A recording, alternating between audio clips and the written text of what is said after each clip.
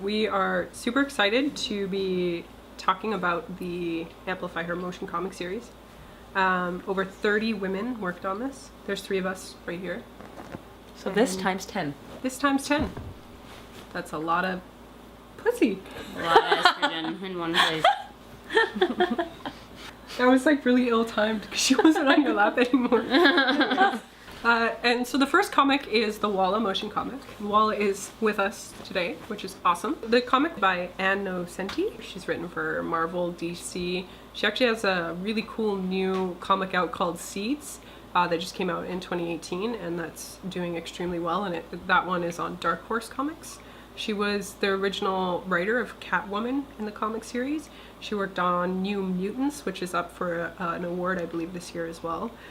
She's worked on Typhoid Mary, and the list just goes on. You can't walk into a comic store and not find a comic that she wrote.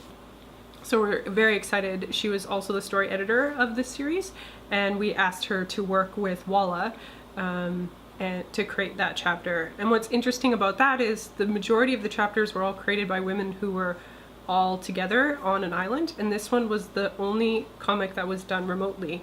So we had Anne work on it with Walla, and then we also had the illustrator, who is another famous woman in comic.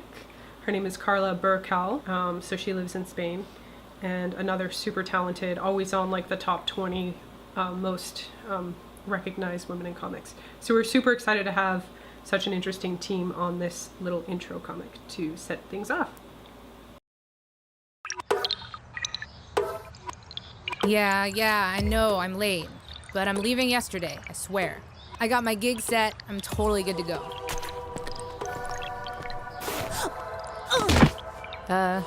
Who are you? Sorry. I'm Roxy. I'm doing a story for my school newspaper about cool jobs. Can I interview you? If you can keep up with me. Okay, thanks. You're a DJ, right? More like an electronic artist. That phrase disc jockey is kinda old school. Back in the day, you'd literally jockey discs. 45 stacked high like pancakes, 2 turntables, sample, scratch, mix. Now, more women are entering the scene. Things are changing. So why don't you ask me what I really do? Okay. What do you really do? I'm a frequency hunter, a vibe shifter. I read the mood of the crowd and I reflect it back at it. I take you to the next level, lift you someplace better. I get to score the soundtrack of those moments in your life. Wow! Super Walla. Damn right. Welcome to the rabbit hole, kid. How long does it take to do your hair? About 10 years? Okay, girl reporter, I gotta bounce. Last question. What are your influences? Glitch hop, dubstep, hip hop, klezmer, belly dancing beats, a spicy mix of frequencies. I write my own stuff. I play with sound, speed things up, slow them down. I sculpt the stereo field into something profound. Look, I got sonic responsibilities, girl. They rely on me to set the tone. Set the vibe too high, too fast, and you lose them. But if you leave a sonic trail of breadcrumbs... Do you like your job? Sure. I mean, I make no money, I have no life, I hate it, then I love it, I never want to set foot in a club again, and I can't wait to do it tonight. Look, kid, you got a grumpy face. Watch this. Music is infectious. Music is power. I can open the door, but you gotta walk through it.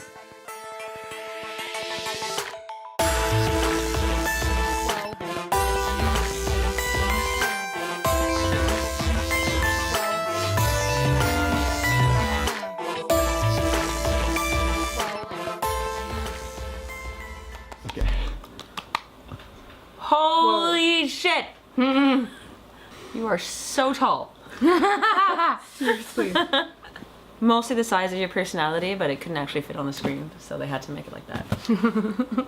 The original idea was to bring women together through the creation and collaborative process, and we wanted to have illustrators and illustrator writers from the comic book industry that were women, music producers, and DJs like you two, and then also animators that were women and kind of put them together. And the idea was to co-create something where each person had a very distinct role, but still everybody was working together. And so the roles were the comic book illustrator writer wasn't in control of the story and the illustrations.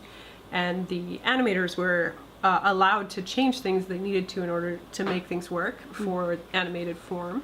And they were in control of, they were like basically directors of the motion comics. And then you ladies were both the inspiration, and of course your likeness is part of the comic, just a little. And they were, you know, partially your stories, but also partially stories of other women in the industry, and the idea of us all coming together. And then also, almost most importantly, is the music and the sound and the voices, and the fact that all of the voices in the motion comics are the actual women that are depicted, which is super cool. And I believe even your daughter is the voice of. Yep, she got paid. She got paid. Hard cash. Dollar bills. And so it was a super unique way to go about creating something, because it was both you know, having your voice, but then also a sense of like allowing other people to control different parts of the story. One of the other big points that we're trying to make is sort of the difference between DJs and producers. I think it's something that a lot of people misunderstand, the difference between DJs and producers. And it's funny because I remember when I first started DJing and producing, and I would tell people, they'd ask me what I did, and I'd say I was a DJ. And people were like at weddings? And like no one really understood what that meant. But I think a lot of people don't think about that, like where the music comes from, you know, or like whether or not the person playing it for them wrote it or not. I don't know. I'm like, I wonder whether people think about these things or not. But like for us, it's like, that's like the whole thing, you know. They're like, it's like speaking different languages. And you would classify yourself as a producer and a DJ. I am both. I'm both, and they're very different for me. And I'll, you know, spend like 4 hours working on one sound, you know, versus DJing, you know, you're listening to not only the like entirety of the song, but like how it's landing in the room and with the other people, you know, and like how it's being like received energetically. And it's like a totally different thing. You're like tapped into like a whole different level of connection. Is that the Amplify Her comic? This is Can the we buy Amplify this? Her comic. You can buy this. You can buy this at store.amplifyher.com, and you too can have the Amplify Her comic. You say glitch hop, dubstep, hip hop, klezmer, belly dancing. A spicy soup of tunes. And I'm sure you've probably added more of those. For sure, definitely. Influences, I mean, I have a lot of musical influences, definitely. Klezmer is a Balkan musical tradition, and klezmer specifically is linked to Jewish music specifically, and so for me, like that, it's like my ancestral music, I suppose.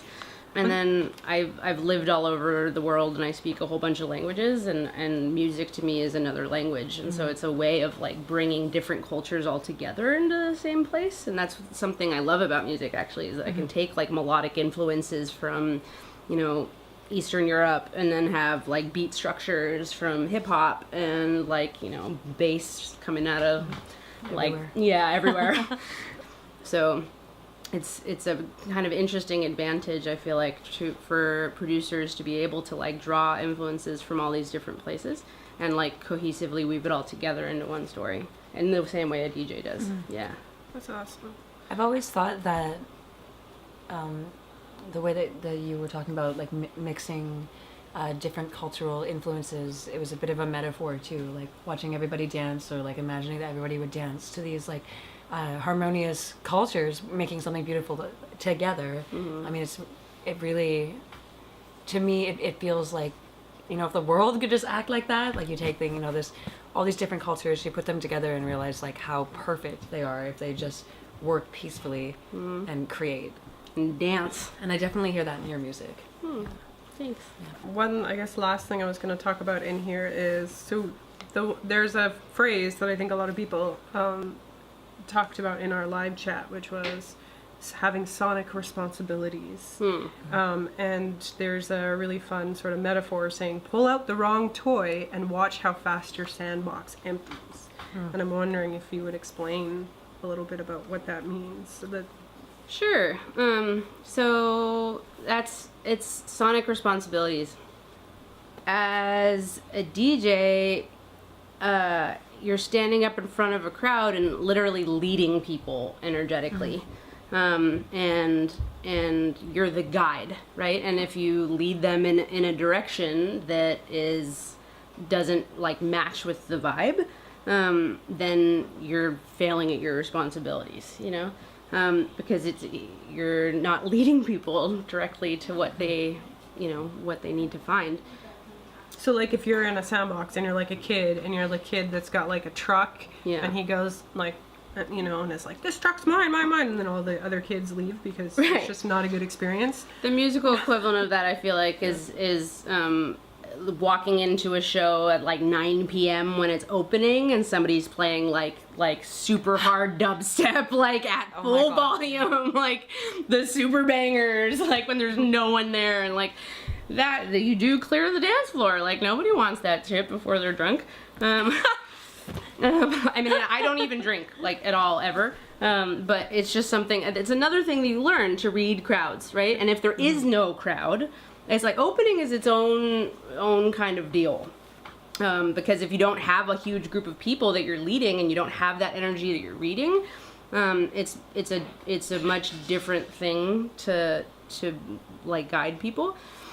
There's a very specific art to opening. Yeah. And like I'm always impressed when there's a good opener because it's hard. You can like ruin the night. Totally. And if you can put the ego aside for a second and actually look into the art of opening, it is the lubricant for the whole evening. And Everything's so sexual with you. You gotta call it lubricant. it is the Sets the lubricant. tone. And without lubricant, you just get dry and nobody wants that. See, you just had to bring it out to me. There's lubricant that for other things, like cars. Oh, Mr. Lube. Then maybe it's just my mind.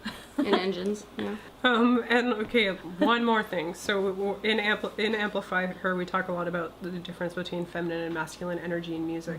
I know this can open up a giant can of worms, but is there a succinct way Well, you can do it.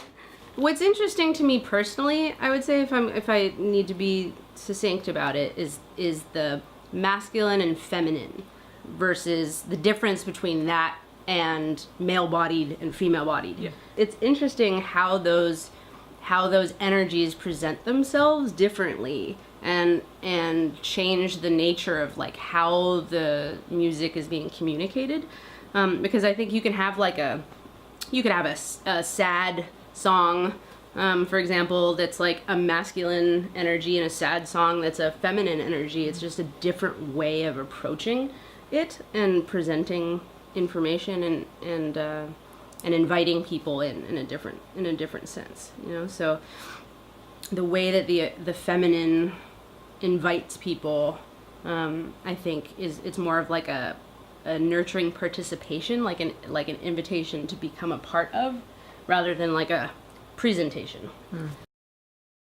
Yeah, one of the things that I found challenging personally was the use of the way that makeup was used in my comic, which, like, after talking to directors, I understand better. Like, when I first read it, I was offended by the fact that like my power was being drawn from the process of putting on makeup, which I like, you know, I'm like, really, of all the things for me to draw on, not like, you know, music or like energy, is like makeup, really?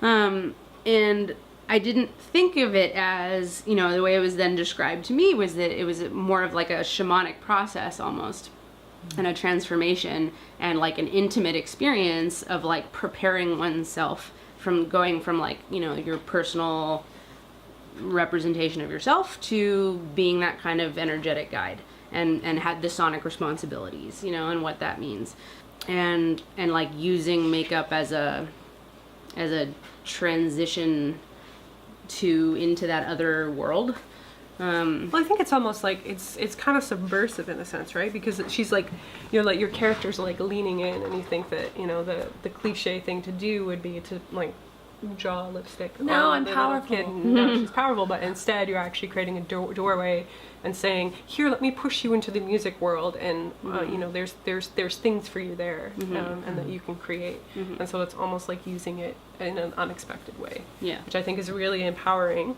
but could be missed. We needed someone to kind of guide us through the Amplify Her movie. And so Ian and I talked a lot about Walla's character and the fact that she was actually at a lot of the different events that we were at, and that her character, and I guess Walla, was very much like always explaining different things to us. And so she almost becomes this Cheshire cat that weaves us through the film. And so you see her in very important, it's almost like there she is, it's like that little figure that's like pointing an arrow, like go this way in the Burning Man scene, go, and which is kind of super cool. And so we also made reference to that symbolism in the comic by saying welcome to the rabbit hole, kid, which is an Alice in Wonderland reference. So a little Easter egg for those of you who've seen the film. Amplify Her's Cheshire cat. Yeah. I mean, it's interesting because I actually interpreted that when I read it, the rabbit hole. I was like, most producers I know refer to like the world of music production as the rabbit hole, because like once you get started, there's no bottom. There's just like totally other world, and like the deeper you go, the deeper you go. And you can, lose yourself in it in a really positive way. I often, when when I'm most engaged musically, I'll like blink my eyes and like 12 hours have gone by and I forgot to eat, and it's like it really is a whole other world that you step into. So that like rabbit hole, it's like welcome to this whole other universe, the vortex, kid. Yeah, like like take your soul and yeah, definitely. transform it. Yeah, totally. Awesome. Well, I hope all of you stay tuned for Applecat, who's up next week, or some week in the future, or maybe possibly right now.